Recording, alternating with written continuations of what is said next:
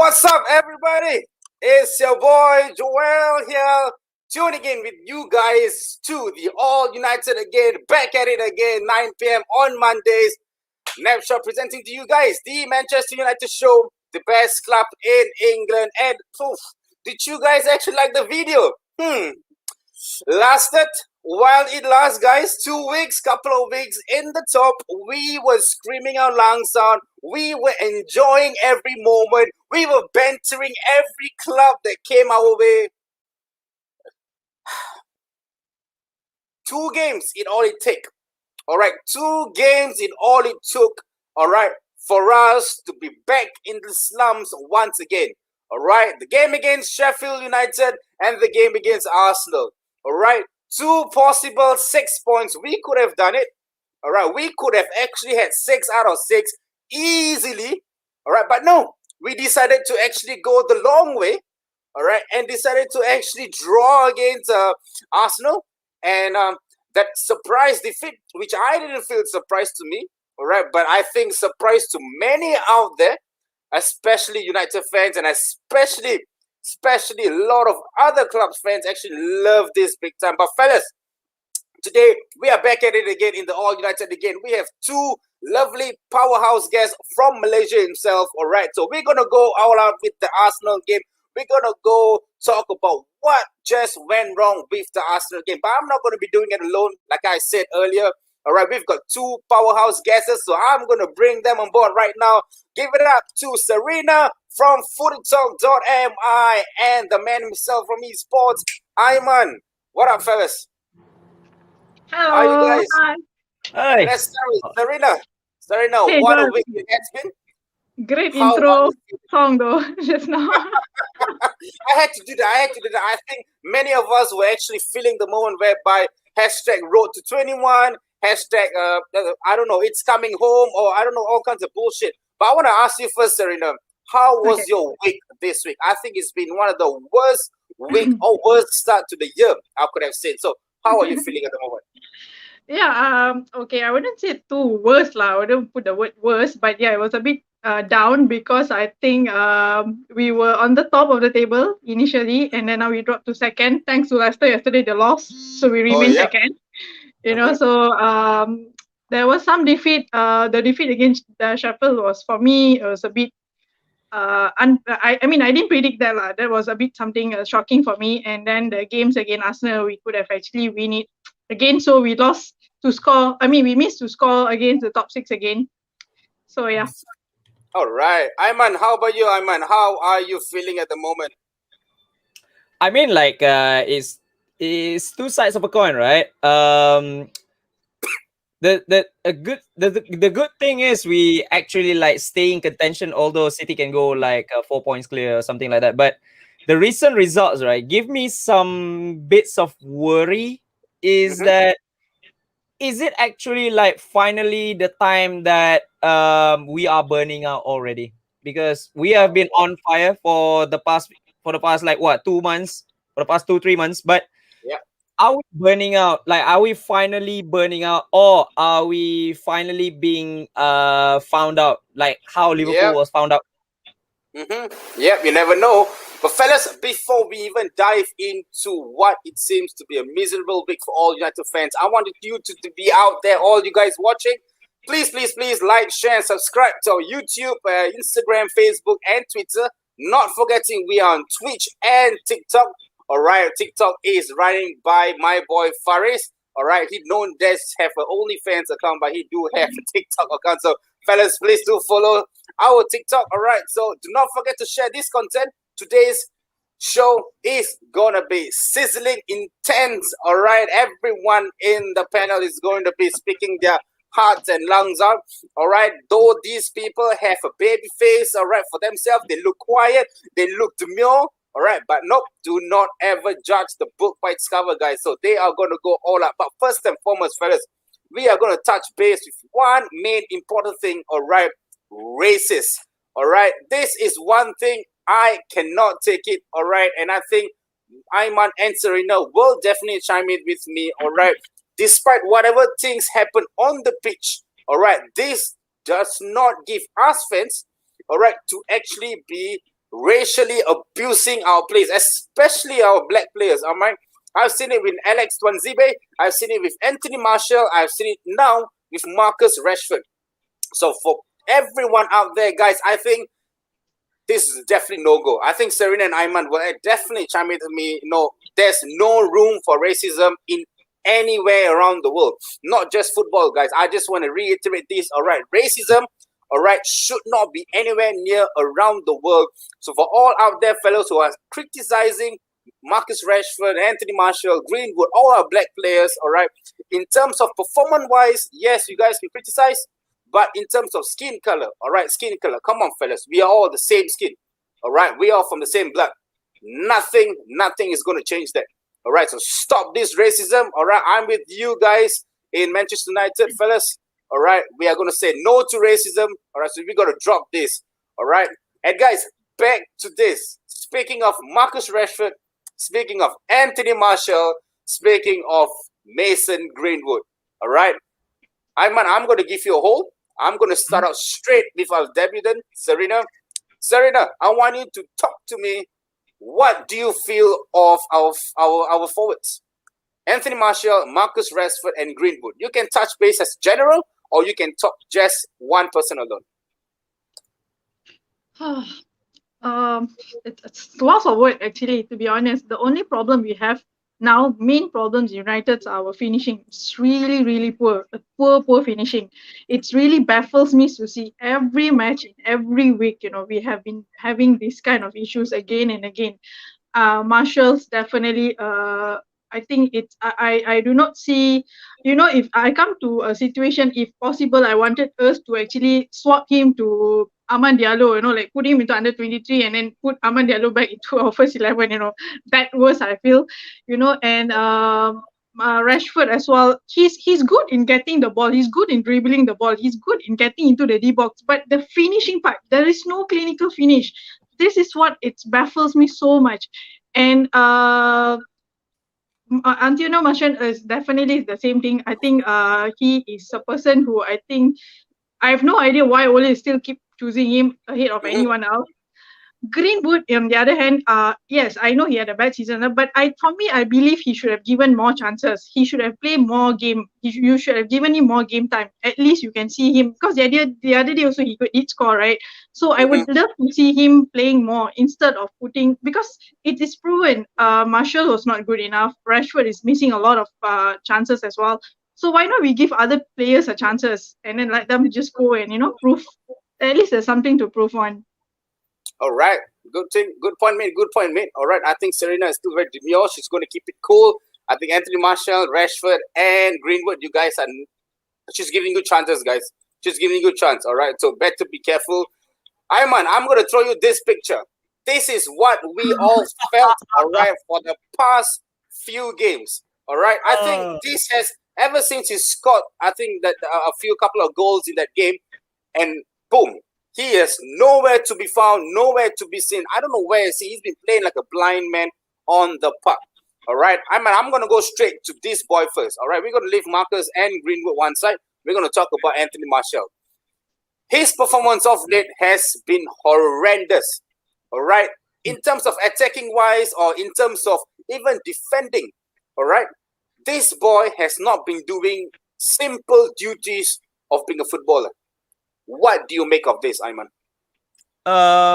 This is one thing, right, in which we actually okay, at the very least, if you are to play bad, like you actually try, you actually try. Even if it becomes like, well, you're having a bad season or you're having a bad time, something like that, but at the very least, try something and not just walking around. I see this one clip because I okay, newsflash, I didn't watch the full game against Sheffield, but I do know what happened. I do know what happened.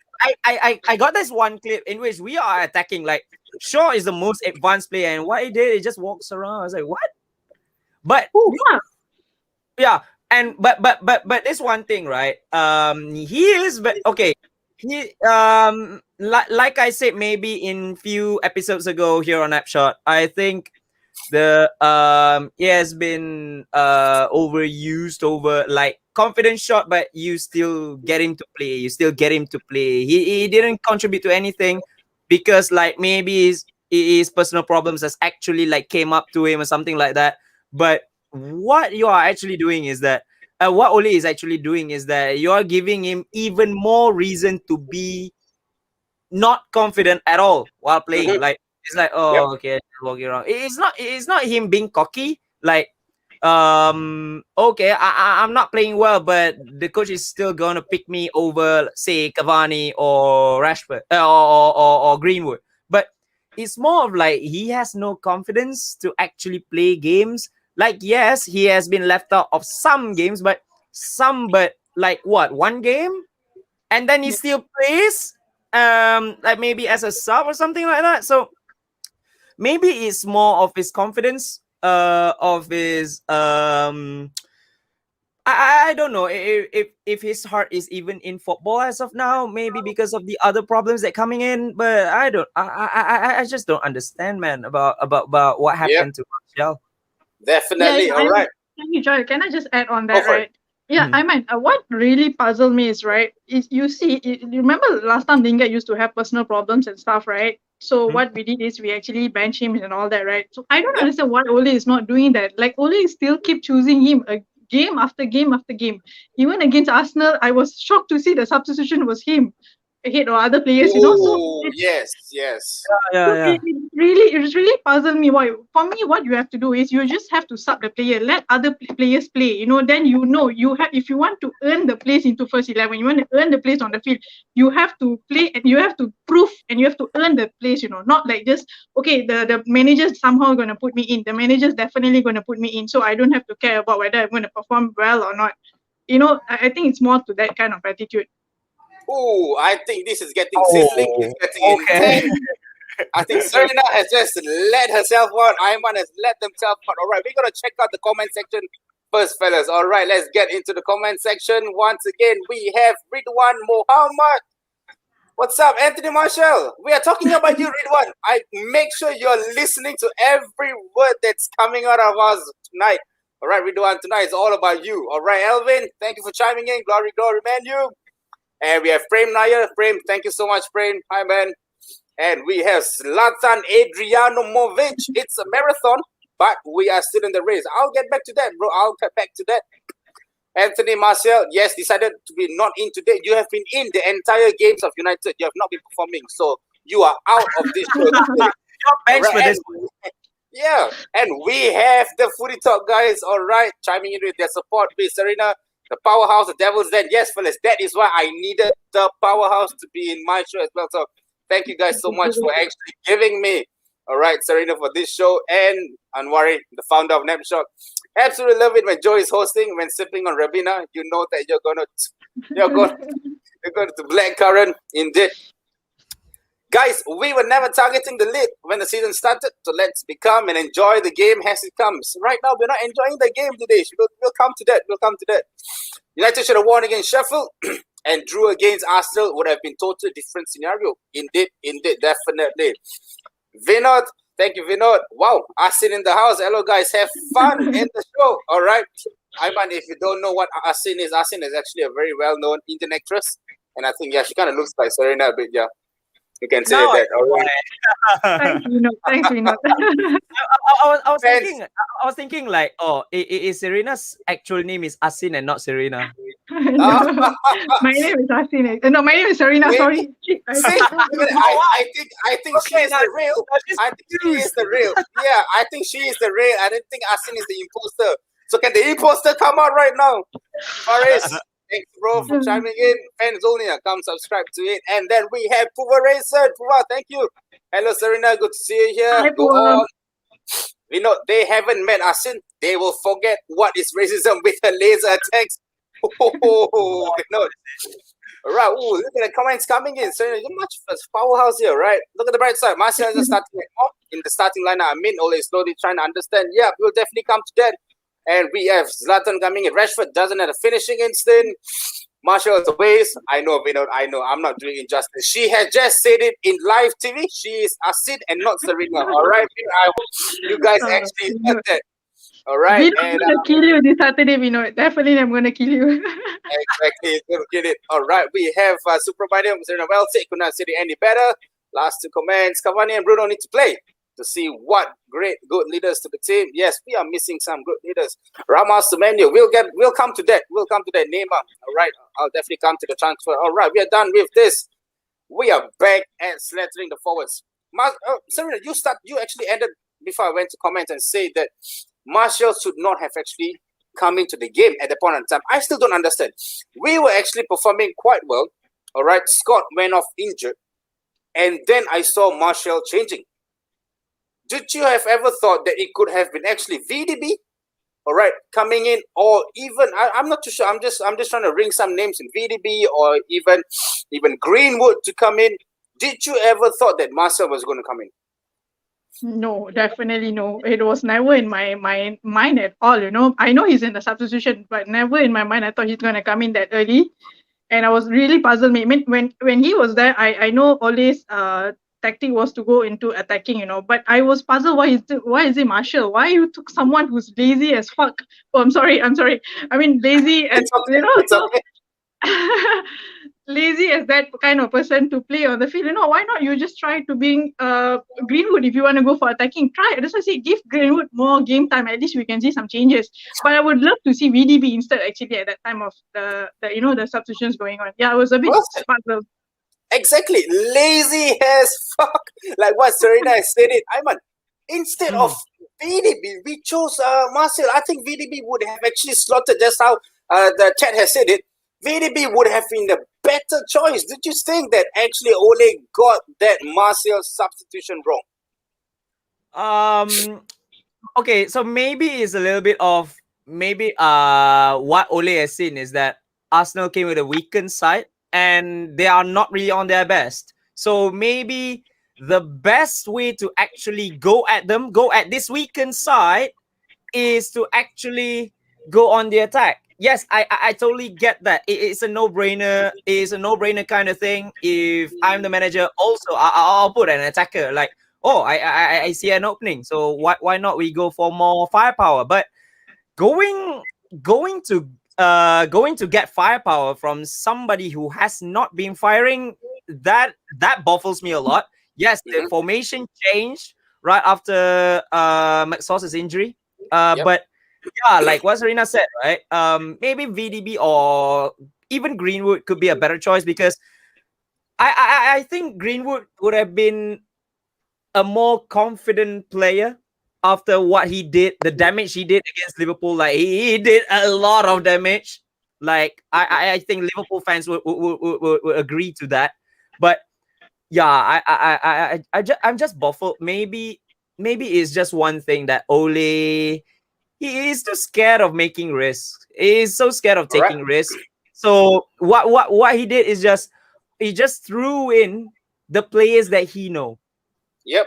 He doesn't want to take risks about like the youngsters. Although Greenwood in that one game against Liverpool, he has done so much more than what Martial has did for the past few months. I don't know if it's complacency. I don't know if it's something else. Just that. The decision making by the manager itself really it's just astounding. I don't know. Definitely. I mean, you're speaking of risk, Ayman. All right, Serena. Ayman was saying about risk.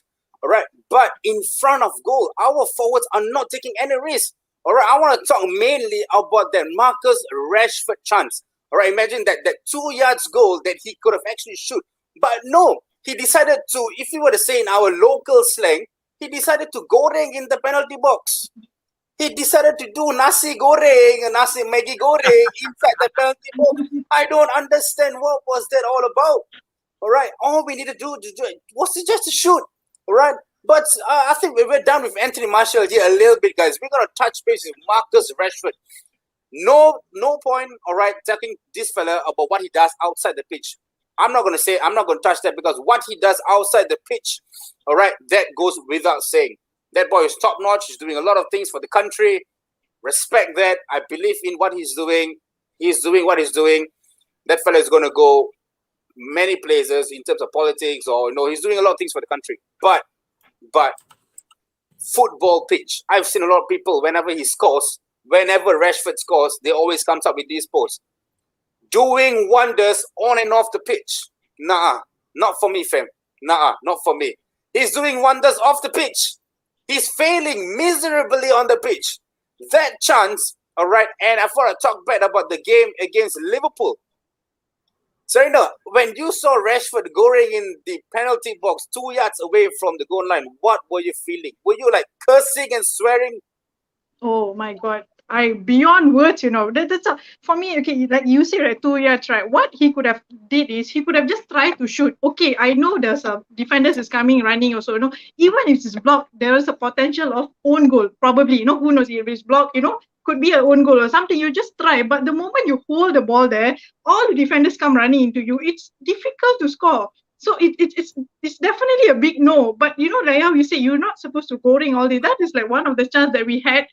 It's like it's a golden chance, I would say. But that's what I say. At least you try, whether it's going to goal or not. At least you try something. Like I said, if it's bounced back, maybe to the own players, maybe it's an own goal or something. Because it's a golden opportunity for us. But then the moment he starts, it's exactly the same way you can see Marshall also be doing. He'll be touching the ball. Sometimes his first touch will be even worse. Then he'll be, be running inside there and all that. Yeah, it was just very shocking to see that. And I think Anwari has come up with this question. How can you blame Rashford for missing? He's known for his charity work, and he was just feeling the poor when he missed that chance. Arsenal are poor. Yeah, the thing is, for me, what I felt is, it was a horrendous miss. The thing is, he did not even try anything. That game was a one-goal game, definitely, period. All right, we were not going to score another goal. All right. How did he even miss that? The thing is, could he have actually released the ball earlier, man? Could he have? This was so like the Liverpool game in which we drew 0-0 as well. The decision making has gone worse for not just Rashford, but for the entire front line. The entire front line. Like maybe people say, "Oh, Bruno makes the team look better" or something like that. Now, like Bruno has been snuffed out, so the other players will have to sort it out for themselves. But what they did, they are not helping themselves. Like with that chance from Rashford, it could go anywhere. But he decided to just let it be. This is not FIFA, If it's FIFA 21, I would actually I would actually like hesitate to even shoot from there because the defenders block everything. But here, when the defenders even block, if they can block it, it could go anywhere because it's a humans kind of thing. It's not a game. So I don't know why he decided to do that. Yes, off the field things aside, because I truly respect him for that. But on the pitch, over the past few games, he has been kind of horrendous. Yes, he has been carrying the team a little bit now, semi-carrying the team a little bit. But now, right, when he is the only man that can change the game for us, he's not doing it, and the decision making has been poor. So he needs to actually improve on that kind of thing. Yes, he is kind of young still. But he needs to sort it out because he's a first-team player and plays for a team like United. And in those kinds of games, international starter as well. And in these kinds of big games against big clubs where points are crucial and the league or competitions are usually won in those kinds of games, we cannot take we cannot afford to take that those kinds of mistakes. Definitely, guys. So for all the guys out there watching, guys, please chime in with your comments and tell us what is going wrong with our front three forwards, Martial, Rashford, and Greenwood. What is going on? So chime in with your comments. Keep your comments pumping in, and we are actually in the criticism of these three boys. Fellas, Serena and Ayman, is it possible that our midfield already have lost ideas in the middle of the park? It's just lost it. Bruno and Pogba has lost it. All right. For once, we are not going to put the blame on them, but it actually goes back to them.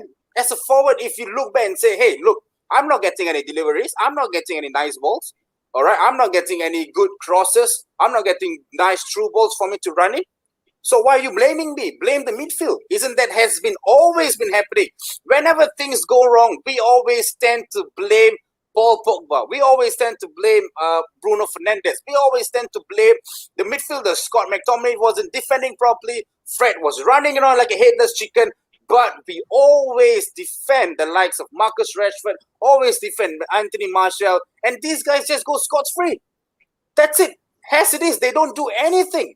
So do you think, Serena, do you think the midfield is to be blamed fully or partially or not at all for the slump of the forwards right now? No, definitely not fully, but I think partially yes. Because you see, when the moment McTominay injured herself, you see the tactics already changed, right? Then you will see Pogba has gone. But the thing is, Bruno has not been coming out in a big game. That's what we have seen, right? But I do not blame him also. For me, I feel that this is the game that you have to. If you know Bruno's not going to, other players have to step up. So I think it's more like an individual player who failed to step up in this particular game. And also not to forget, I think the down as well from Maguire and Lindelof also, I think it has to be part of the reason as well, because they have to give more opportunity for them also to, in order, like I've seen like Luke Shaw has been doing great in that. Even for this game, I think Luke Shaw and Wan-Bissaka has been doing brilliant job.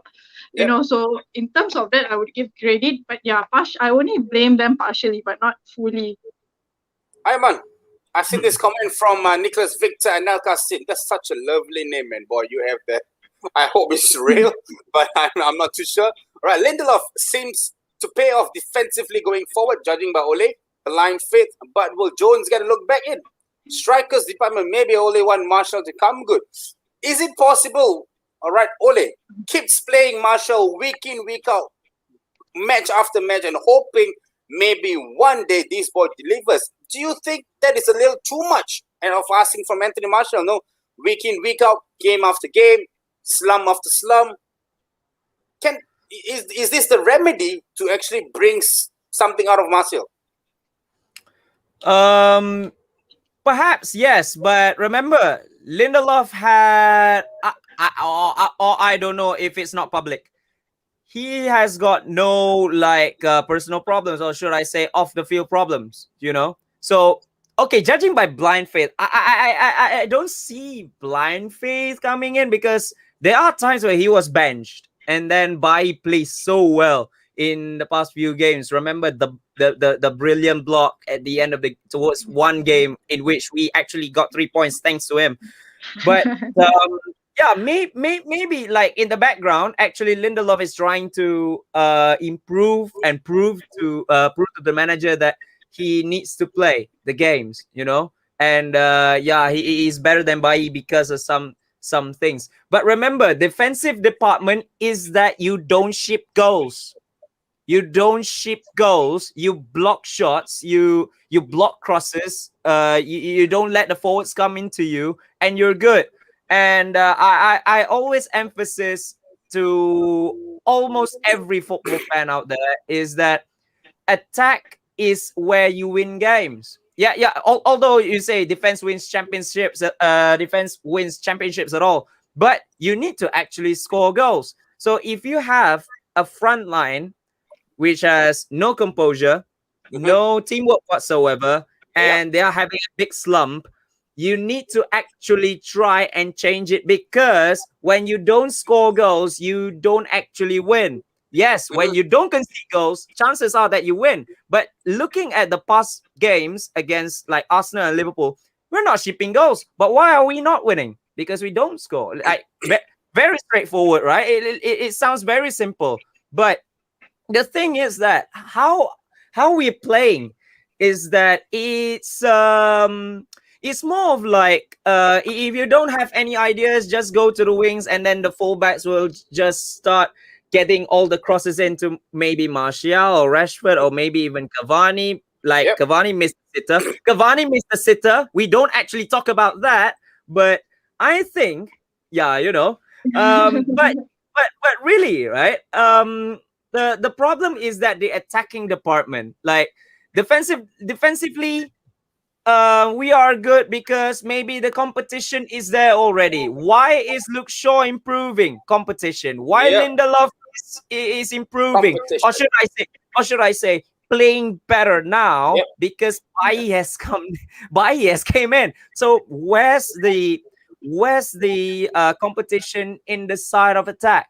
Yep. Where's the competition? There's no it's not that there's no competition, is that maybe it's a little bit too, it is a little bit too big in these kinds of departments because this is the department in which you actually win games. So, Yep. you Yep. know, mm, The thing is, I've seen this comment from Arif. Cavani missed a sitter. Tell me about it. But why is nobody talking about Cavani? Why is nobody going bonkers over? You guys can tell me, why you guys are not saying Cavani missed a goal from 3-4 yards out of the pitch. Cavani missed a sitter. Cavani missed this. Cavani missed that. Why is nobody talking about Cavani? My answer to all those guys that are watching and also questioning this in your heart and telling me this, I can ring that.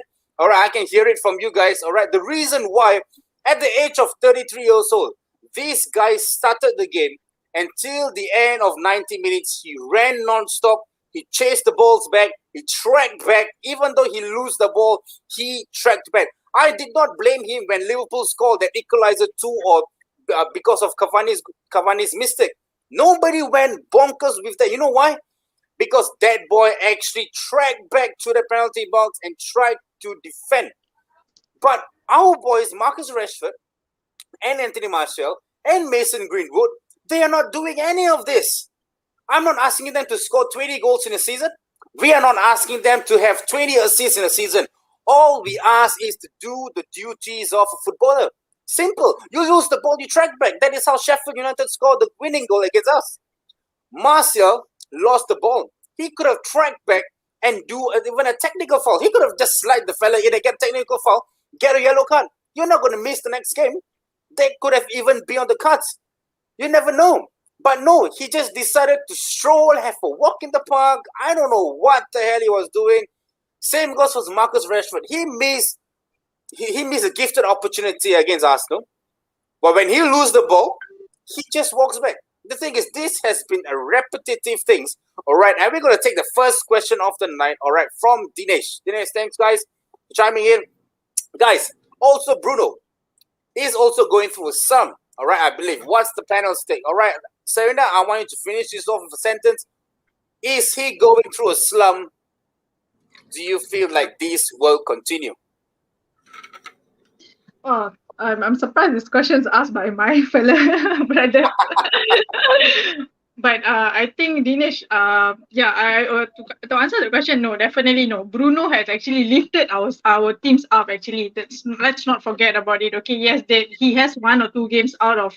He has bad games, 1 or 2 games, but he's definitely not going to slump. That's a big word for sure. I think the best person to say going to slump is definitely Martial. Dinesh best player as well. So definitely no. Bruno has been giving us a lot. He has really lifted up the spirit into our teams, and he has actually helped us a lot. Whether it's a free kick, it's a penalty or not, but he has actually lifted the teams a lot. And I think he's definitely one of the assets that we have in the team. All right, well said. And Ayman. And not to forget, not to forget, even the game when we lost against Sheffield, also we drew we dropped the points against Arsenal. So he's the person who came out and said we are so disappointed, we should go and win. He's the one who's voicing up. He's the one showing it on the field. You can see the disappointment in his face. Definitely. Because he has the winning mentality in him. Yeah. Whenever our team misses or in full time or whatever, when the results don't go away, you can see in Bruno's face. So I think even if that guy is in a slump, that boy actually delivers. All right. So I just think because the reason why Bruno is feeling a little bit unhappy is because the forwards are just not contributing to the team. All right. You can just imagine, it's Pogba that's running back, it's Bruno that's running back to chase the ball back. But these forwards, they're not doing it. Like how Prem Nair said, there's no doubting Martial's natural pedigree.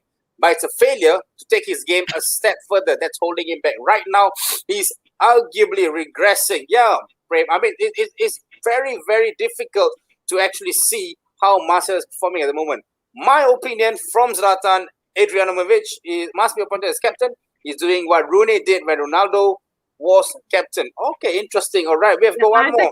I would second that. I would second that. So do you guys feel that if Bruno was to be the captain, maybe Anthony Martial, Rashford, and Greenwood, their form might go up? Is that what you're trying to say, Serena? No, not that their form's going to go out, but I feel is if you're having Bruno as a captain, you can see because he have the characteristic already to be a person who can, to be the lead of the team on the field, and then to have the spirit for all other players. Even remember there's one game also when he had the chance to score, but he passed it to Cavani, and he tell Cavani need to score just to leave his confidence more to score goals. But if this applies to all players, but except Antonio Martial, this definitely do not. I don't know how to put him in a word, but he's a person who's lazy. It's really lazy, so I couldn't say that. I think Serena said this, and I think a lot of people have told me this. Bruno must be captain. Bruno must be the captain of United. Bruno must be this. Bruno must be that. Blah blah blah.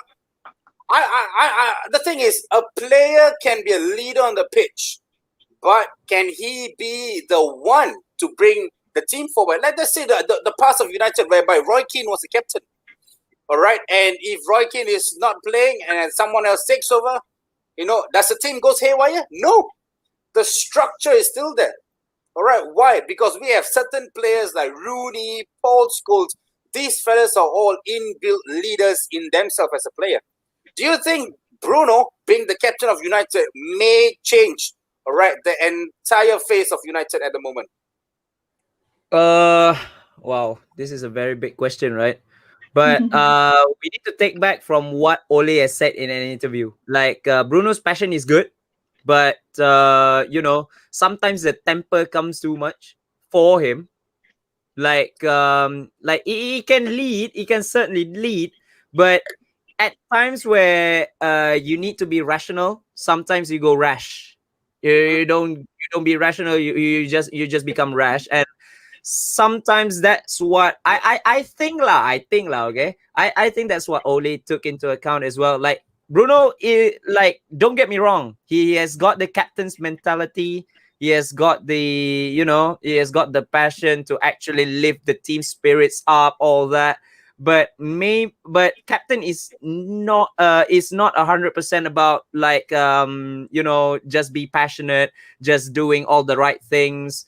It's also about how you lead by example as well. As you can see, like in the past few games as well, Bruno has been sometimes has been a little bit rash, sometimes a little bit like a high temper. We have seen him hot tempered, like the foul, and then he goes like to have a dig with the opposition. So maybe there's a little bit of things that Ole must be thinking about.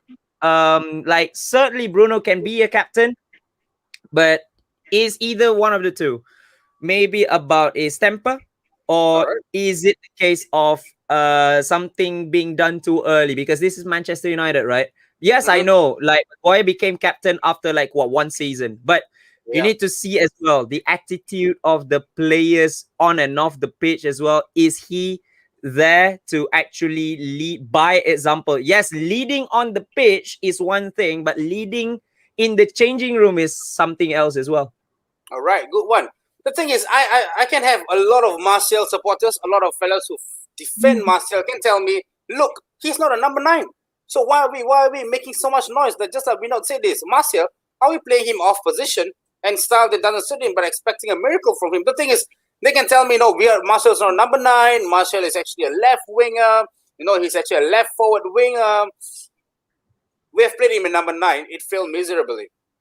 And right now, we play him on the left, which is his favorite position. That is where he actually excelled very well. And I've told a few of the fellows who have defended Anthony Martial, I said, no, look, guys, Martial from the left is much, much better player than Martial from the center because he loves to cut the ball in.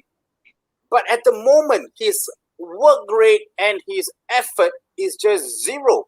I'm going to start with you. If we were to play him in his position, favorite, and the left-hand side, and he's still failing, what do we do with him?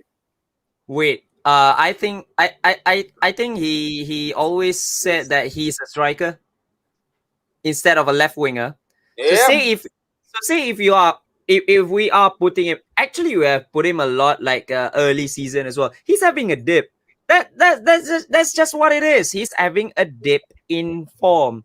Mhm. So whether if you put him even as a center back, he's not gonna play well. So it's like it's Oh not like we. no! Please do not screw up the defensive now. No, no, no.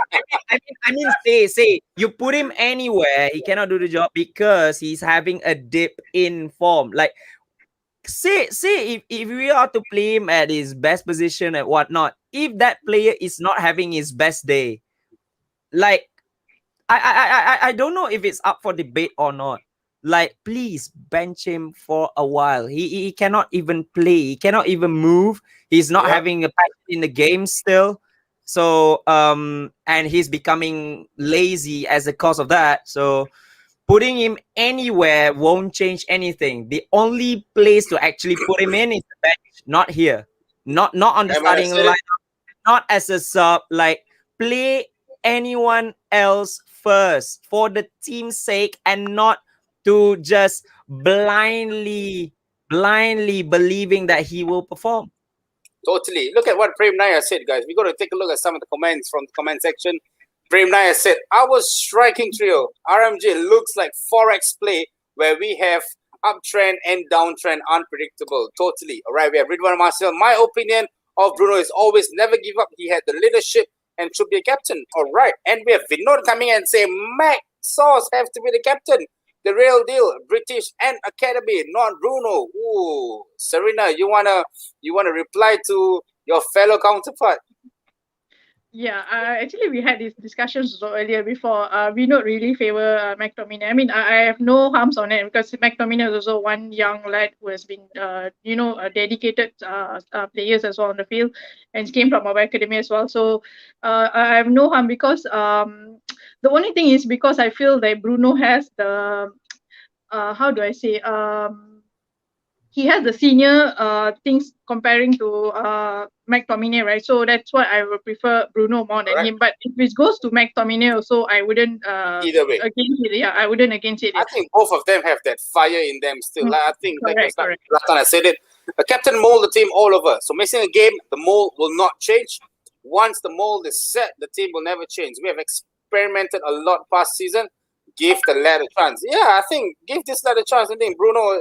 The thing is, Arif said it. Mark Goldbridge is Marcel #1 lawyer. Oh my goodness. If you guys see it, Mark Goldbridge, he always turns up, man, against us. Look at that. We have more things coming up. But Dinesh, Marcel is a failure of football. Put him as an 11 will be a crap. Where's the passion? He does not have a bit of it all. Yeah. To be fair, Aaron Bissaka, Bruno Fernandes, and Scott McTominay are potential captains. But will it come too soon for them? Yep, another one. All right. And we have been not coming in with what do you expect from a player that's paid so high? Ooh, this is what I always want to touch. Despite no achievement, he's earning higher than Aguero. Joke of the year. Blame the management for throwing money and hurting the team right now. Ayman, do you think the high wages is actually causing the players to not perform on the pitch and say, look, if I don't perform, I still get the end of the day, I still get a paycheck. I still get to go home to my rich big house, chill out in the jacuzzi, have a couple of wine, chill. Do you think this is the mentality of the players right now? If anything, that will only motivate the players to actually play better. Yeah.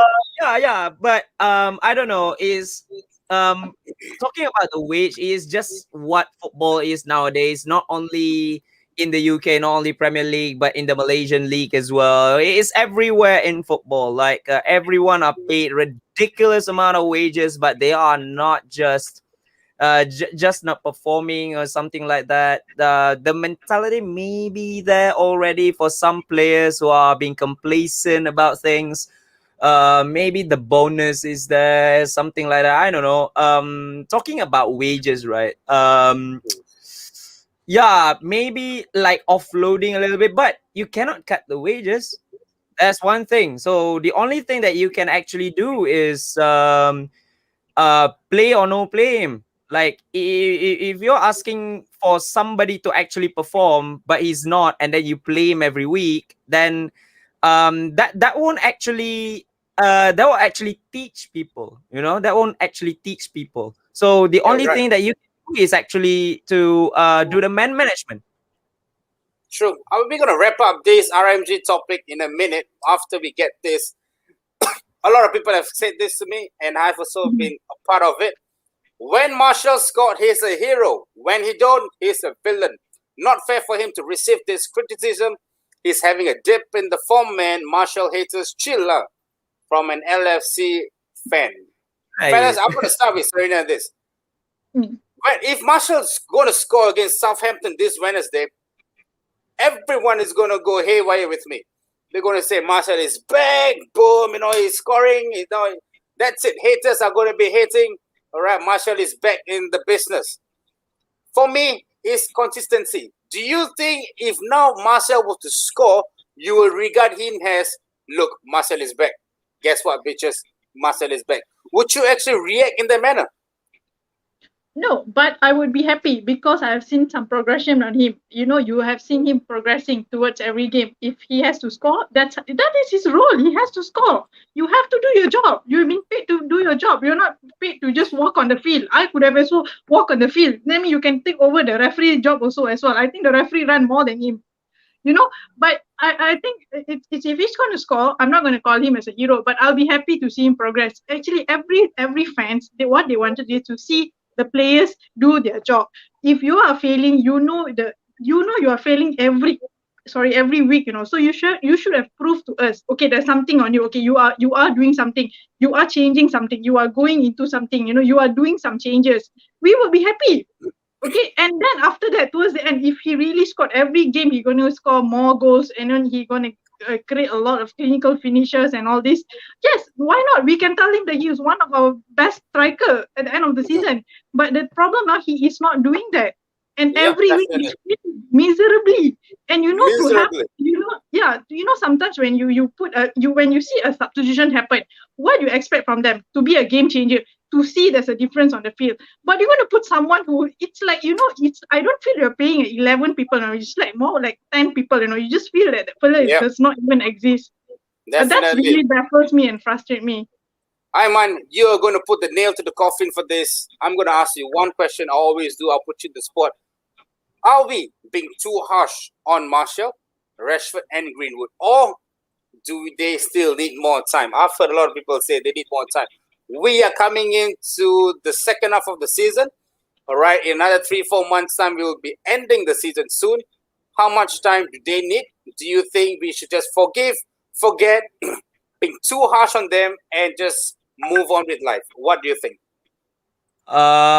For me, like the criticism, okay, because like if we are to look at our stats, right, the last time we actually scored more than 2 in the league, all right, in the league was against Leeds, and that was almost 3 months ago, right? Oh man, that was in December, like December 2021, something like that.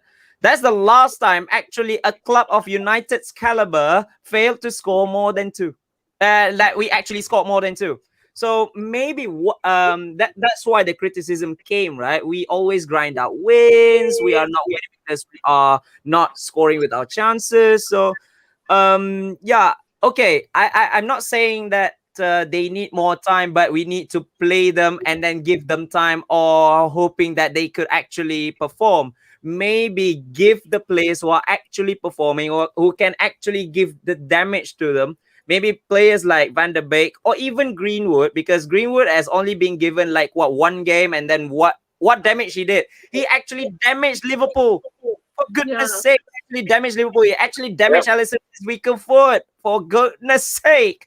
So maybe a rotation is needed. We needed that rotation. Yes, the time is needed. But the time is there not to actually give them more minutes. The time is there to put them on the bench and put the people who actually can fight for a place in the team, right? Maybe talking about Cavani, maybe Cavani and Greenwood in a 2 top. I don't know. It's up to Ole to actually go with the team, because we have not got Igalo anymore. We have not played with him for a lot of time now, and he's gone already. So maybe Greenwood could be the next candidate together with Cavani, All right. Well said, man. Well said. It could be Greenwood. I think Greenwood actually found his form against Liverpool. All right, that 3-2. I think that boy needs to be given time. So instead of giving time to Anthony Martial, I hope Ole can actually give time to Mason Greenwood. That boy could be doing it. And we have some comments coming And into the comment section. Joel, Yes, Joel, yeah. sorry, I would just like to add on as well. When you say give time rest, also only need to know when you give time to Greenwood, not 10 minutes before the game finish. You know, that's not a Say time it. for. Preach it, Serena. Preach it. Preach it. Say it louder. Say it again. Yeah, because if you wanna put Greenwood, you wanna see magic on him. You don't put 5 minutes or 10 minutes before the game end. That's not good. We are not like a magician team. You know, like okay, something's gonna happen. You know, of course people call us comeback kings and all that, but you don't do this kind of. You're talking about risks. These are the risks. And my only problem is Ole is his lineup is one thing. Whatever lineup he put in is one thing, but his substitutions and his timing, it's really baffles me, because you want to see some magics on Greenwood. You want to see something different on other players. You give them time to at least play, not by 10 minutes. At least more than 10 minutes, 20 minutes or so will be sufficient enough at least to see, their things on the field. Yeah. All right. If we have this just last one, they are saying give a maximum of 6 months for Anthony Martial, all right, or any of our forwards. I don't know if I'm saying one person or what. If they don't find the form, what's next? I'm going to end it off this debate. All right, Ayman. If he doesn't find, all right, if Martial, Rashford, and Greenwood do not find their form in the next 6 months, all right, which leads up to the end of the season, what's next for them? Do you think that, we should start to actually bring in new blood, or we keep it to this core, regroup, go ahead into preseason, come back stronger next season? Okay, yeah, maybe we are thinking like we're not thinking about the league, but somehow was league leaders for like 2 weeks or something like that. But we want to actually see United like playing good football, scoring chances, and all good stuff. So 6 months, I don't know if we as Manchester United are actually going to like be patient even for 1 month, even for like 2 weeks, because it only took 2 games to actually topple us from the top of the table. So maybe like time waits for no one unless if you're a mid-table club. So I don't know. There are some rumors about Edin Dzeko coming to United for goodness. Oh sake. yeah, for Christ's sake! I don't know. I don't know. How is that? Hey, if that happens, then might be the case of finally we are losing patience for not scoring. So I'm not believing in 6 months. I only believe in like dropping or rotating if something is not right, like almost immediately, like not chopping or axing someone, but yes, just go with form, not with your preferred players, but go with form. Remember England Euro 2016 went for the favoritism but lost to Iceland at the end of the day. So form over favoritism, please. Definitely. Well said, Ayman. We'll just take a few of the comments from the comment section. Sena, thank you, Sena.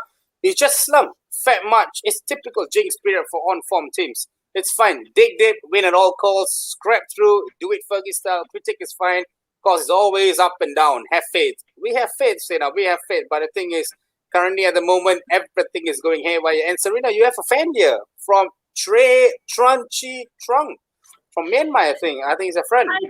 No, it's from Vietnam. It's like in Singapore. Right. Yeah.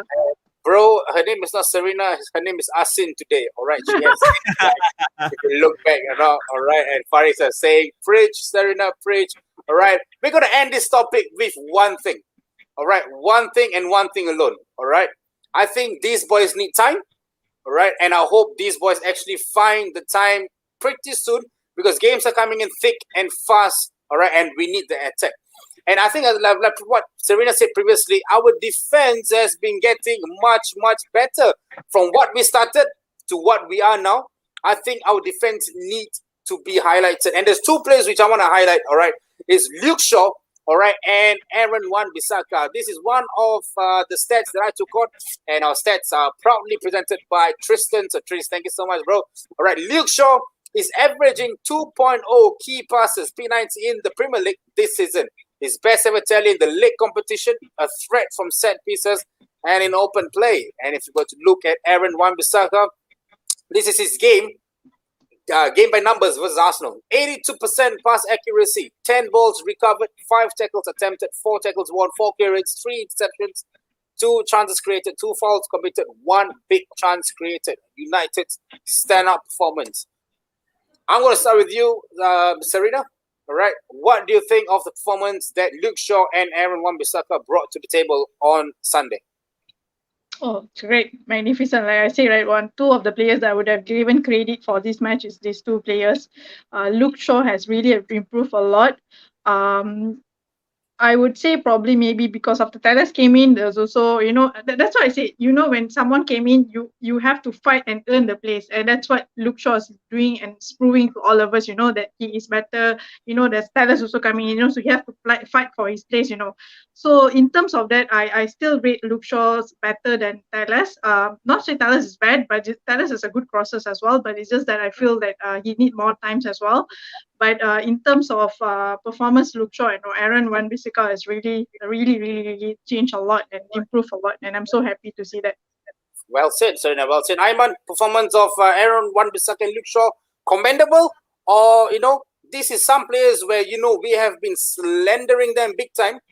And the fact that these boys have consistently, the keyword here is consistently performed week in, week out. All right. Yeah, there are some bumps lately, but these boys never fail to throw in their bodies, all right, in defense and bring their legs up for the attack as well. So do you think these boys deserve some credit for their games and their performance lately? Oh, absolutely. Like even in the game in which we lost, even and like we didn't win, but these two on the bright side, these two are playing so well. Like, I love how they bomb forward, sending crosses in. They are like the most dangerous men on the pitch instead of all the midfielders or the attackers for even for both teams, right? Apart from Cedric, I think Cedric has been massive for Arsenal the other day, but Luke Shaw, like he took Telles' arrival as a very, very positive thing.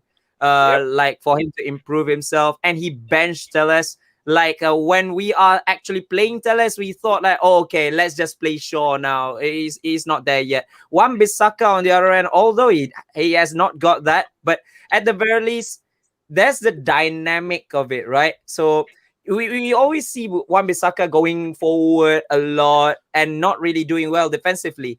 But Shaw doing well defensively, not really on the attack. Now both of them can do both. So that's why we are seeing like this dynamic United side in which we can actually be so dangerous, not only on the right side, but also on the left.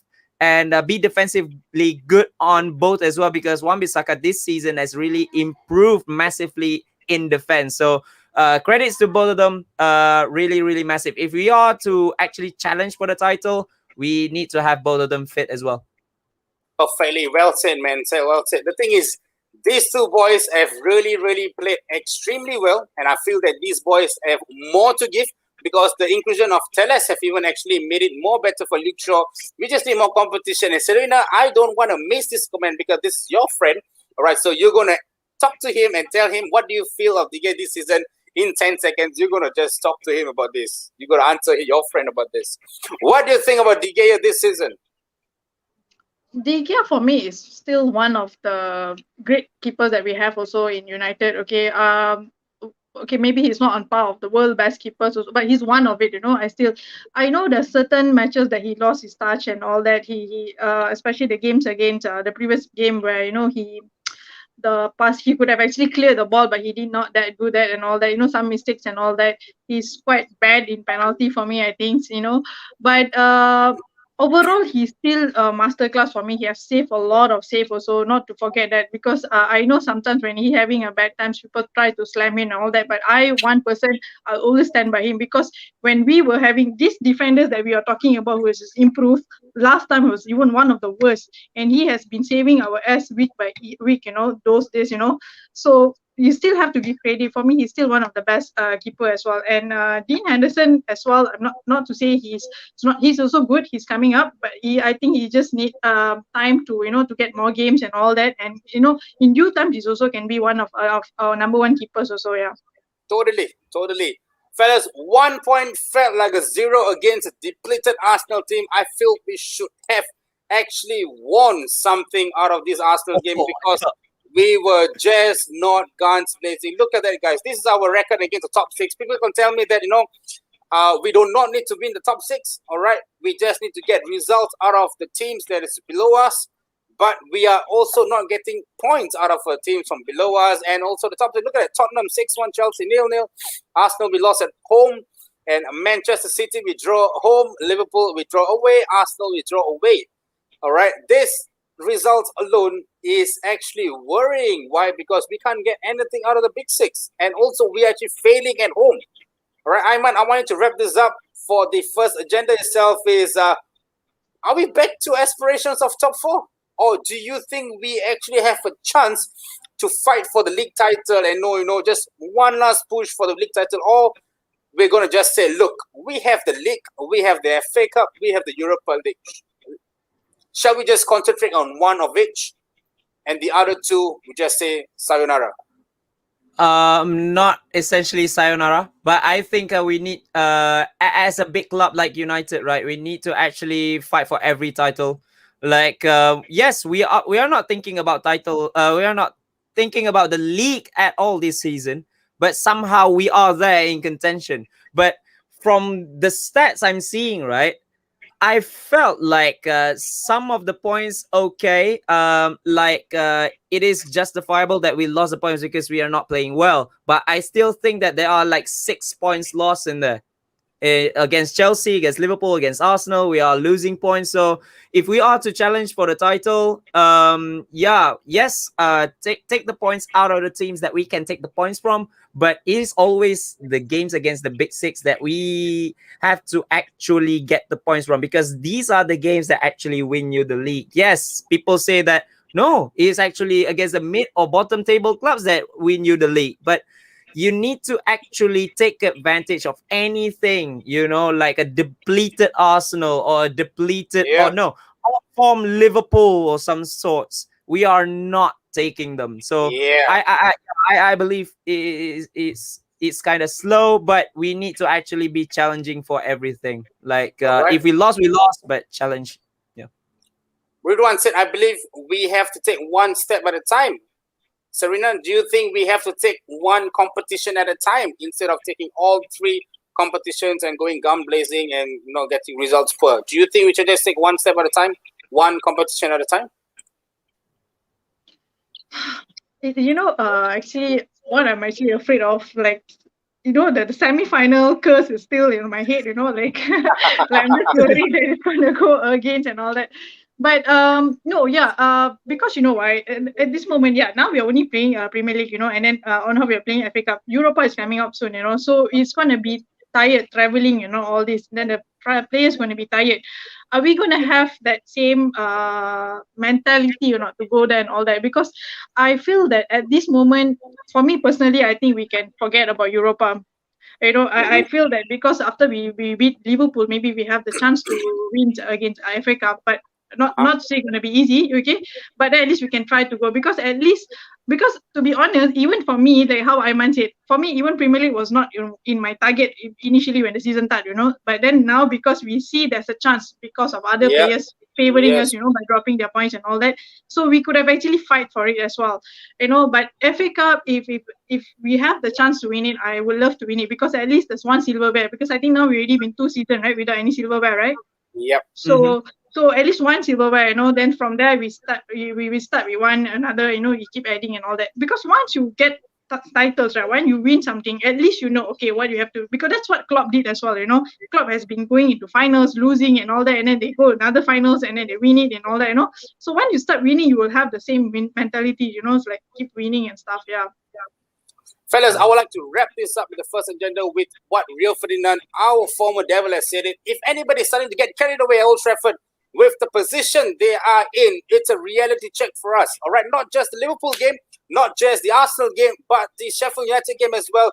Martial, Rashford were invisible, didn't get on the end of anything, didn't create anything. Rashford even given something, he also fumbled it. All right. So, fellas, if there's one thing that we need, all right, is consistency.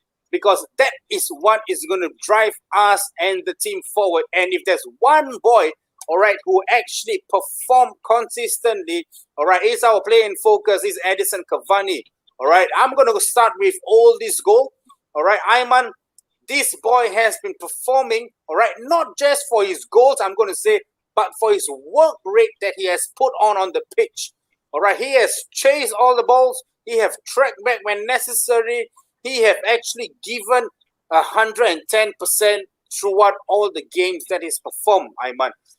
Hope, is it the thing whereby are we able to see Cavani channeling his work rate towards the young boys in the club, not just the forwards, but also the likes of Daniel James and the likes of Fred, Scott McTominay? Is he able to channel this work rate into them?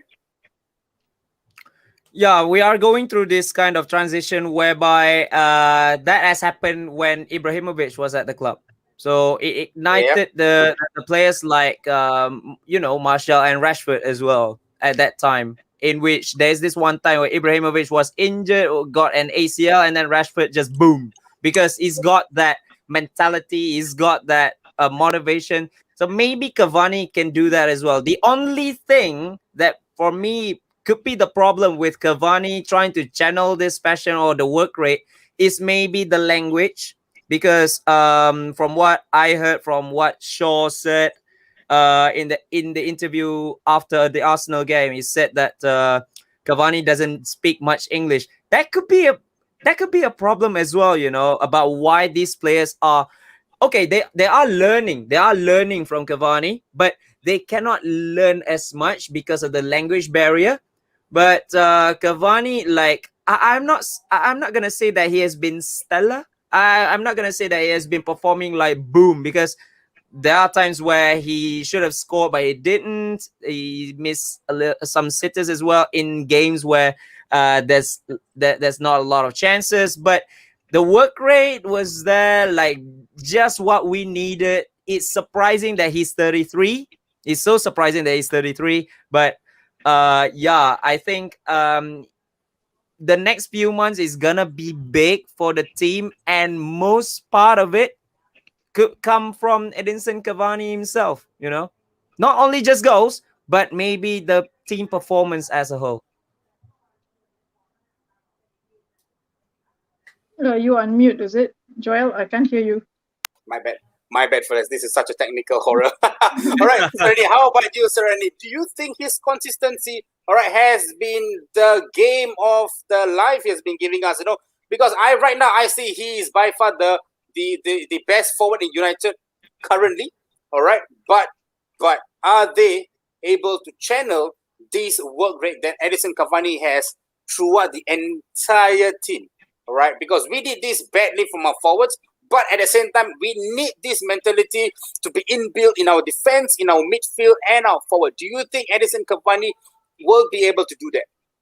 Yes, why not? Because he's been the senior player there. Why not? He has all the experience he had in football, so it's a great thing. Even if you see some games also, he have been coaching Greenwood on the field itself. You should do this, you should do that.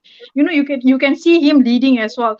I have no doubts on him doing that as well. And also in terms of, can you imagine now you're talking about Cavani alone being consistent? Can you imagine if the same consistency is going on with Greenwood, Marshalls, and also it will gonna be boom point. Our attacking is gonna be so firing. So if he can do that, he can bring that and put it in everyone's head, right? It's definitely United is one of the we're gonna have the fear factors back to all other teams. Yep, like what Dinesh has said it. His work rate is like Carlos Tevez, and Ridwan Anthony Marshall said it. I'm glad we brought him in for free after what PSG done to him. I always had a dream to have Zlatan and Cavani in Manchester United. You had Zlatan in Ridwan, but now it's time for Edison Cavani. But my question will be, do you think, Ayman, Edison Cavani, all right, can actually sustain this work rate till the end of the season? Because he's pretty much old, 33 years of age. all right, and actually playing in this kind of high intensity league, all right, injuries can be prone. That's how Zlatan started. Zlatan too started with impact, all right, and an injury actually derailed everything and his entire career at United as well. Do you think Edison Cavani can avoid injuries and sustain this throughout the entire season? And this may help the young forwards especially. Um, Injuries are so random. I don't know. Like you can be like Van Dijk having a really good time, and then ACL puts you out altogether. Yeah, boy. These kinds of things, right? We cannot predict. If it happens again, it's a deja vu.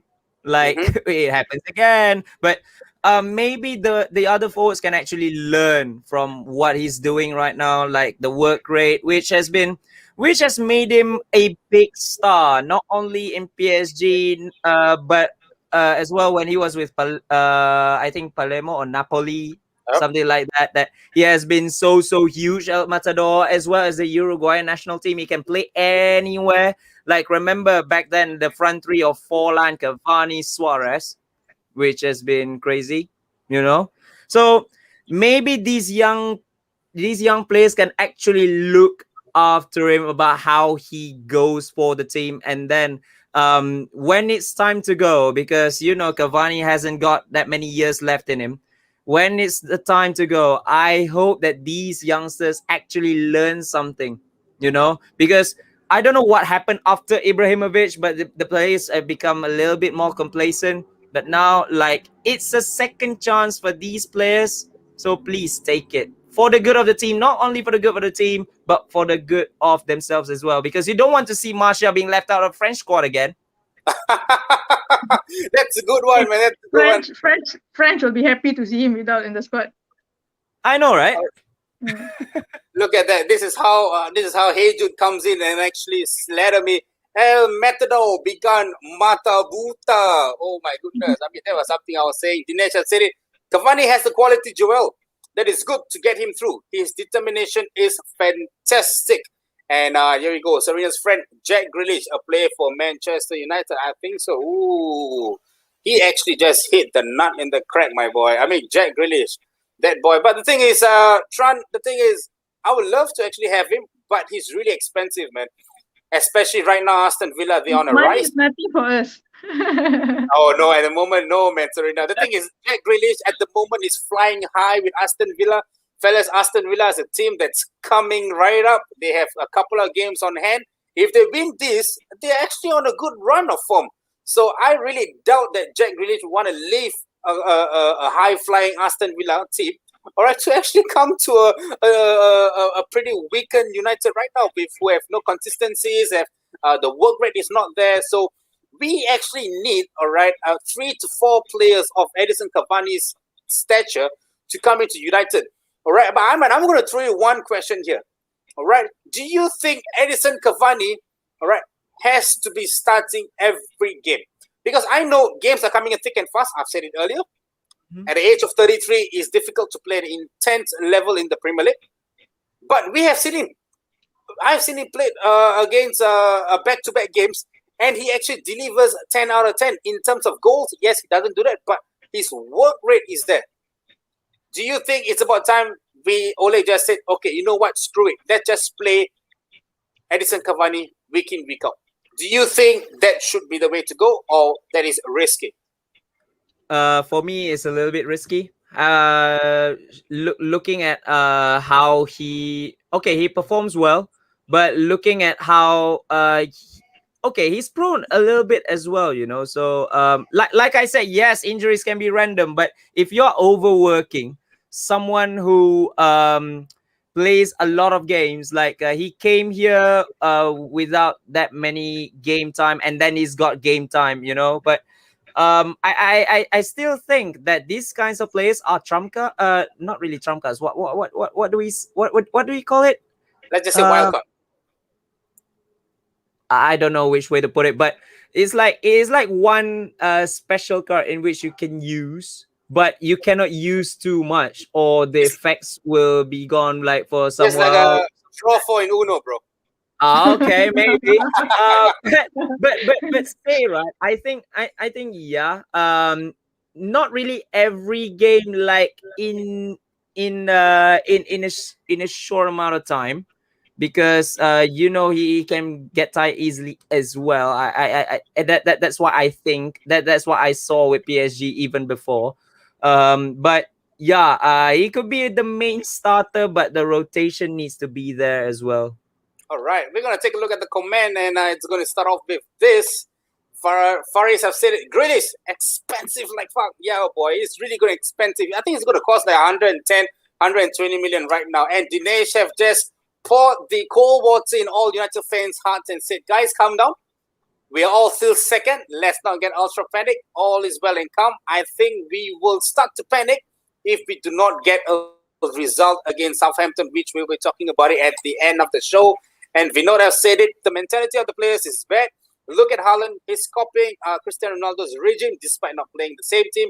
End of the day is the desire and the passion of the player. They need a hard reboot. For me, I feel they need a hard slap reality check. Hair dryer, man. A hairdryer system. And I think Sena have said it.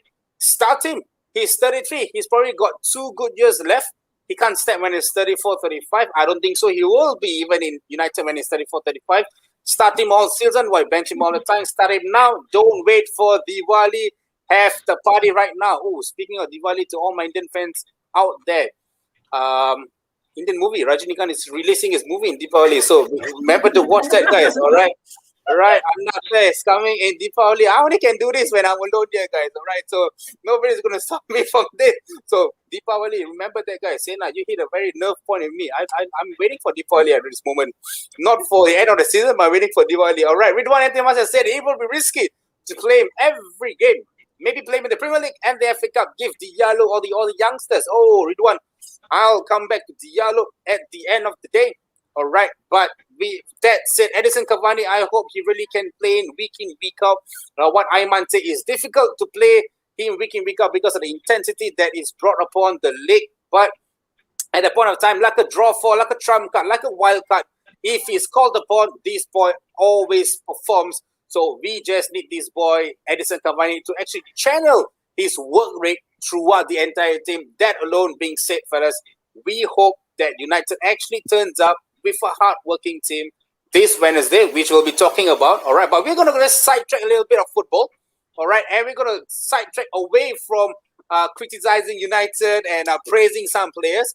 But we're going to do a little bit, all right, which I just brought in of the topic of the week. Usually we have meme of the week, topic of the week, but today I just decided to say, let's go topic of the week.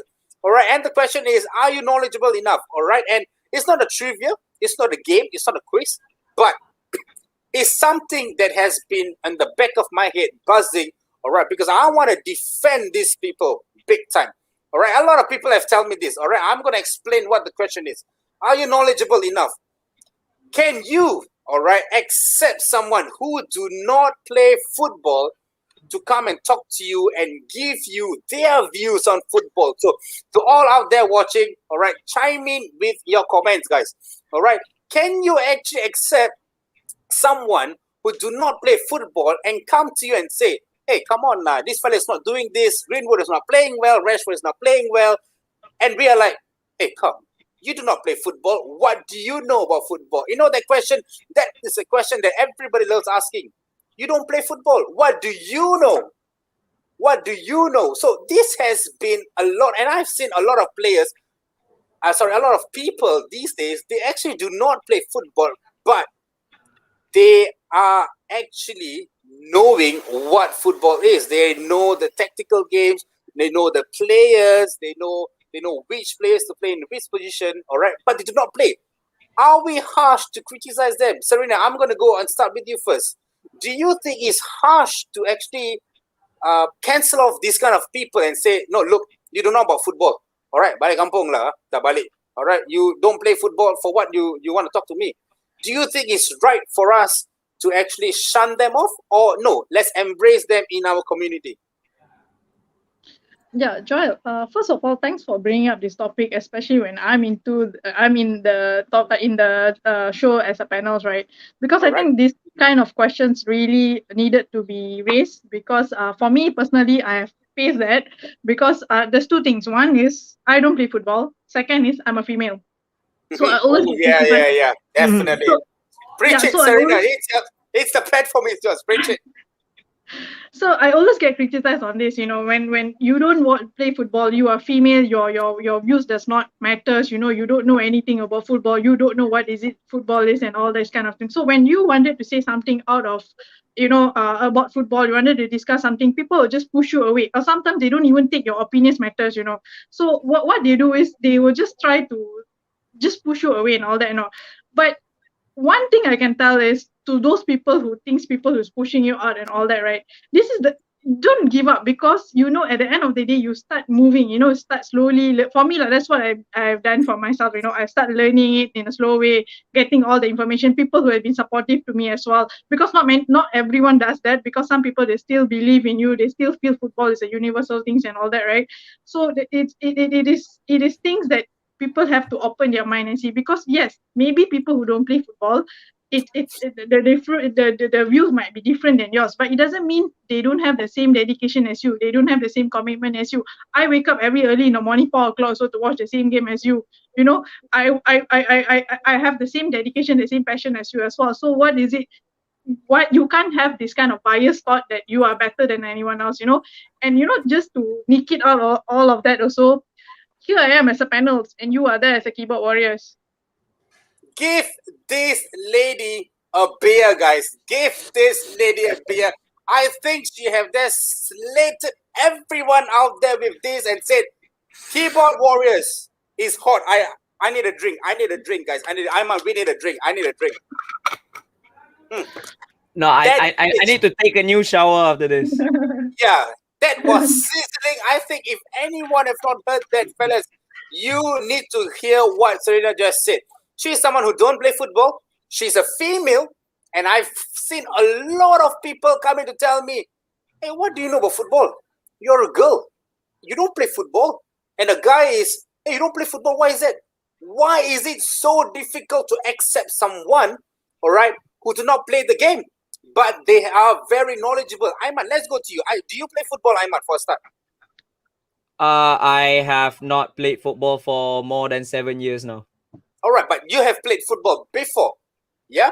So I'm Mhm. going to ask you this. Do you think it's actually, all right, bad of us, or, too much or harsh of us to actually shun this type of people away who do not play the game, but they are knowledgeable, or they are even trying hard to actually enter this community?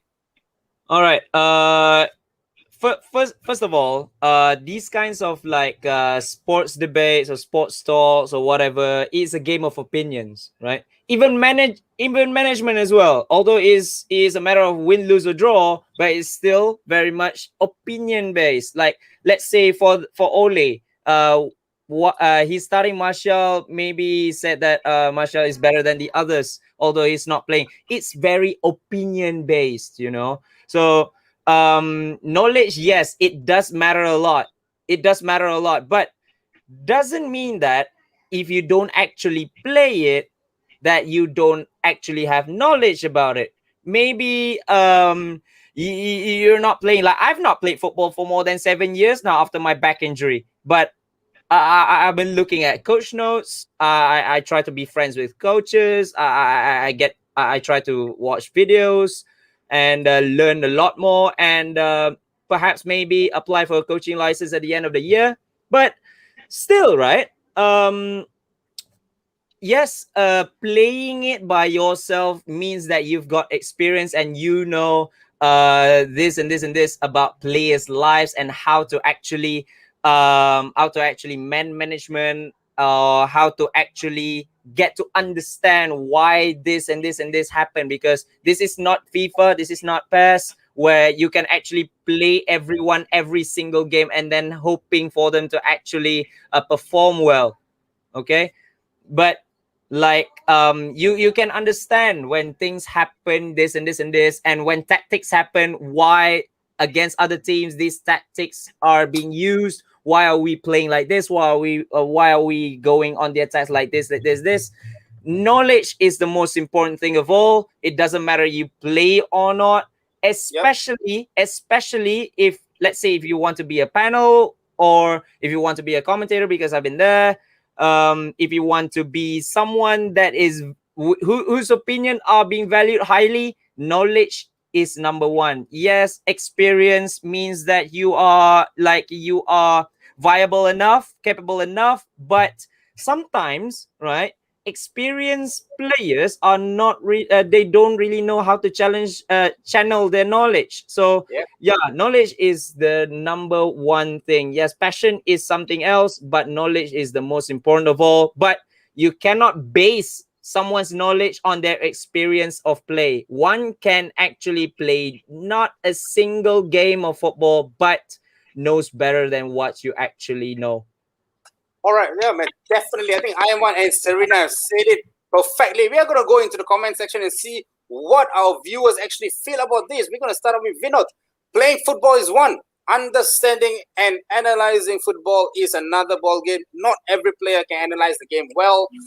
And we have Ridwan Marshall. Definitely not. If people ask me, you don't play football and you don't know about football, don't question me about how to play football or how I want to line up my team. We footballer and people watching football know how to fit our team and our team. Ooh, Ridwan, did I just read that again? Definitely not. People ask me, you don't play football or you don't question me. Exactly. The thing is, we know and we are getting more. Ooh, look at that. I told you, beware of Asin. She is the real deal. Yeah, definitely she is, man. She is. And look at that. Say now, the Footy Best teams has a place for every fan, hardcore, cynic, the pessimist, the blind, fit, objective, the non-footballing playing ones. Definitely. Well said, Sena. Well said. And just look at some comments here. Asin's contribution on the Devils Den has been immense. This woman is super talented. Yes, guys, it's for a reason why I actually invited her here. All right, I did told her before that I would really want her, and this is why I needed Serena here, because she brings in a different dimension to the channel. You guys know Ayman. I always put him in the spot, and he always delivers either way, because Ayman is just another different ball game. So with Ayman and Serena today, I don't know, man. I just feel so gifted that you guys actually took a time off to actually come in here. So thank you so much, you both, all right, to actually be here on this show. Oh, Sarita, you're on form today. So much fans. Totally a fanatic on football. Yeah, I mean, imagine waking up 4 a.m. Who does that, man? 4 a.m., especially us Asians. The game is a bloody 4 a.m. and we need to go back to work. All right. There's no racism and genderism in sports and whatever ISM la. Yep, definitely. I mean, I don't know what's ISM, but yeah. That's like telling movie buff who aren't comic readers, they can't just watch Justice League. Say now, come on. Why? Justice League is nowhere to be found. Say now, come on, all right? Never ever do that, all right? Do not put Justice League with the same category of Avengers, all right? Humans relate to things in their own way. They don't play, but they still can actually relate it to anything, all right? One last one, let's do this. Serena Asin is a rock star. Hey, Astro Arena, get on your network, lah. You need her. Yeah, I mean, you need Ayman, you need me as well. Come on, maybe the three of us can actually run. Can I just say something since I'm on the platform already, right? I just want to use Go this for platform. it. Go for it. Thank you so much to Footy Talk as well, because to be honest, I don't know any one of them there except one of my friends who recommended me. That's when I felt that at least there's a chance given to a female to actually view to raise their views and give their opinions, and they respect your views and opinion as well. So thank you so much, and because of Footy Talk, that's why I'm here today as well. The platform really has been a great adventure for me. Yeah. One last question, Serena. Actually, how do you defend yourself when someone said, "Hey, you don't play football. You're a freaking girl. Why are you telling me about tactics? What do you know? How do you defend yourself in this moment?" Exactly, Joy. That's what I said. Initially, that's what I got it from people. People do not respect my views. People do not take my views and all that. So they will just push me away. Then if there's 5 people giving their views, I'm the last person they wanted to hear. Worst come to worst, they just listen and they do not wanted to bend. They wanted to counter back or something. Because they just feel okay, girls doesn't know anything and stuff. But that's what I said. Today here I am, I'm having weekly shows with Footy Talks, Devils Den, where I'm talking and sharing about football. Every day I'm doing the same sharings on my social media as well, So people used to say that I'm not eligible enough. But today here I am, I'm sitting and to prove Yep. people, and also to all the females out there, because this is the reason why some females are actually losing their confidence, because they scared the males got the males portion is going to dominate the games, and they feel that this is more like males things, and they're afraid that people will start mocking them and all that. So for girls, for all the females out there, do not fear anything, just come on, because this is a learning progress as well, never Yep. give up on this, so there's always a platform from everyone. Football is universal. There's not only a male games or football, it's universal. So yeah, even if you're female, transgender, whatever, this is all for all. Ayman, I think I don't need to say it. I think she has Wow. taken. She has just wrapped up this entire topic. And the thing is, I don't want to say anything because Mhm. Serena have said it brilliantly. If you guys have not heard it, when I've ended the broadcast, please go on to hear it. It's from 1 hour and 25 minutes into it. That's when she said this. All right, she and Ayman have said it beautifully. I don't need to say it. I don't want to repeat this again. We are done with this. So if anybody out there who thinks you are not knowledgeable enough, come on, guys. PM us, DM us. We'll put you guys on the show. We will give you a platform for you to talk. Never ever feel you are one shot away from not being a football fan because you do not play the game. With that said, we are going to wrap up this show with one final topic, which is the game against Southampton. We're going to go a quick one in this. All right. Ayman, I know this game is very important. So has every other game. All right. How are we going to approach this? Are we going to approach it in a very cautious manner, or are we going to do it in a full-on attack blazing because we need the points? Well, absolutely, we need the points. And remember as well, like we just scraped out a win against the side. So before, so I think that we need to go with all guns blazing, but we need to very be cautious as well, especially with the set piece, like the Hort Prowses, Jan Bednarek, everyone's there. So really need to be careful, but yeah, we need to start scoring goals, guys. Right? How about you, Serena? Do you think we should actually approach this cautiously? Because the other time at St. Mary's, all right, we actually won them 3-2. All right, and we went like 2 goals behind. If I'm not wrong, yeah, we went 2 goals behind. We needed the Edison Cavani heroics, all right, to actually do the magic. Do you think we should approach this game cautiously, or we should just go guns blazing? Because Southampton are a little bit on a slump, just a slight slump, but we are on the worst right now. What do you think? Yeah, because I think Southampton has not been winning as well, right? Losing few games as well, right? Yeah. Yeah, it's going to be tough, but we have to go on attack. We have to win this game regardless, because the Sheffield loss is really cost us a lot, and then now we really have to, because you must remember, I think United and Liverpool are just 1 point away, so anytime, because Liverpool also now on form, they might just come up, we might just go down again and stuff. So this is, I mean, home is one thing that we are not really good at usually, but I really hope that we can really win this game.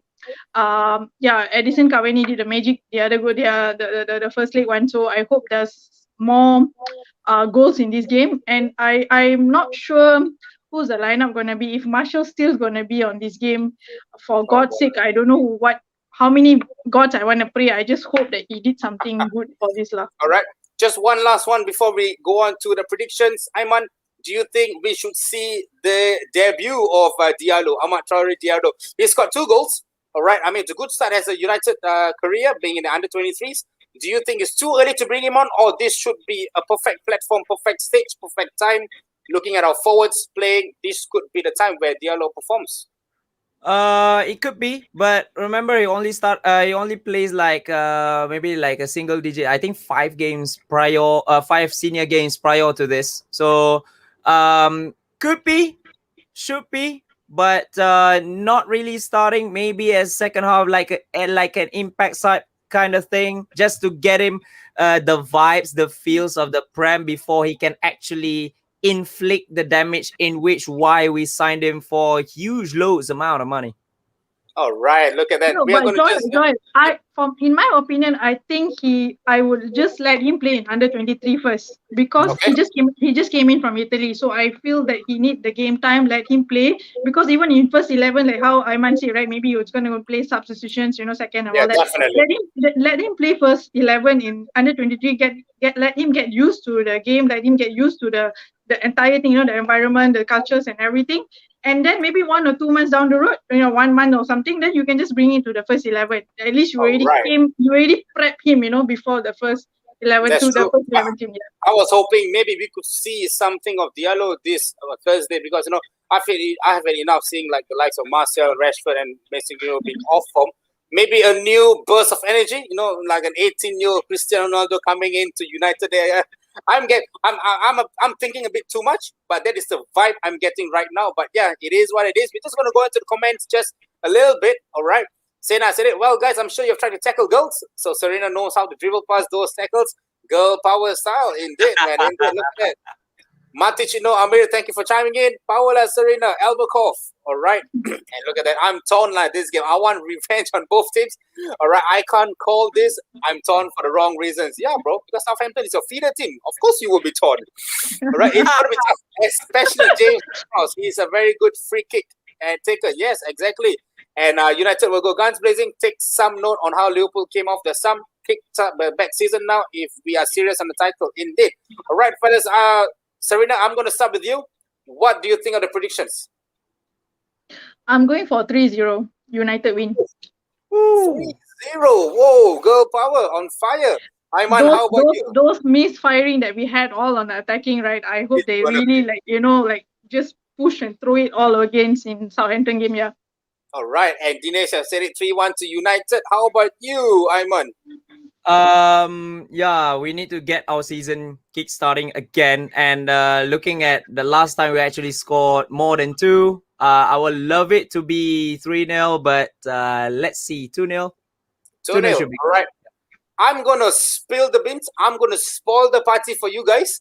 All right. I'm going to go with a 1-0 Southampton win. All right. Okay. As long as winning. I just thought you were going to say draw. Wow. I just feel that Southampton is going to prove a little bit too much for us because they are on a rise. All right. They actually turn up for games against this. So I really feel that that's it. United is going down and our players need a reality check. All right. At the same time, I really hope Diallo can not just start, but actually come off this game. He needs exposure. Like what Serena said, yes, he needs time to be able to adapt. But I think if he's going to be in the under-23 team for too long, all right, then I just feel he's going to be another Facundo Pellistri. That fella's now out of loan. So I just feel maybe just give it a shot. You never know. Risk it. If we can play Martial each week with the off-form Martial and Rashford week in, week out, I feel you can do wonders with this. And we are going berserk here. Vidot is also saying 2-1 to Southampton.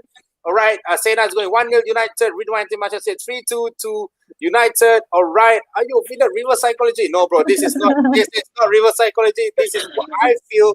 All right, hope for another performance similar to Leeds at Old Trafford, minus defensive lapses. All right, and Zlatan Adrianovic has said, I feel we will draw. I think, guys, we can't expect or we can't accept another draw. All right, but I hope whatever Serena and Aiman said we will do, I hope to be proved wrong about this. But if I'm proved right, then there we go. I think we are out and dusted of all these fellas. So we have come to the end of the show. Serena and Aiman, thank you so much for actually coming on board and giving your time for this humble podcast that we are doing. Yes, I promised you guys 90 minutes. I've just extended to 10 minutes, so my humble apologies on this. But fellas, we are ending here on Monday. All right, but please do tune in to Code Red and the Big Focus on Wednesdays and Thursdays at 9 p.m. respectively. All right, my boys Faris and Anwari will take you down the road. And on Big Focus, we have Deepan and Haizam to actually join you guys as panels to actually trash the entire Big Focus. It's banter field show. So please join in. And for Liverpool fans, Code Red is there for you guys. You guys are enjoying the moment. So go in there, enjoy the party with Faris. You guys will definitely love it. All right, fellas. So with that said, you guys have seen myself, Serena, and Aiman wearing great. All right, so I want to tell, for those celebrating Chinese New Year out there, I wish you guys a happy Chinese New Year. Kong Si Fa Chai. For those who do not celebrate, fellas, we've got a long week break. All right. Happy Valentine's Day. And Valentine's Day 2 drops at the same time. So if you guys got a date, please do find and go out for a date. If you guys don't have a date, please go and find something. All right. So do not forget about that. And then Sena, I've said it. Aiman and Serena, top stuff. Joel nailed it again. Thank you so much, Sena. With that said, fellas, this is Joel signing it off. It's a wrap. Catch the other shows on Wednesday and Thursdays. And we are actually taking a break next week. All right, it's a CNY break. All right, so Napshot will not be featuring any of the shows next week, and we will be back the following week with a bang. All right, and with that said, this is me, Joel, Serena, Aiman. Thank you guys signing off. Have a wonderful Monday and have a great week, fellas. Cheers, fellas. Bye. Thanks, Napshot. Thank you.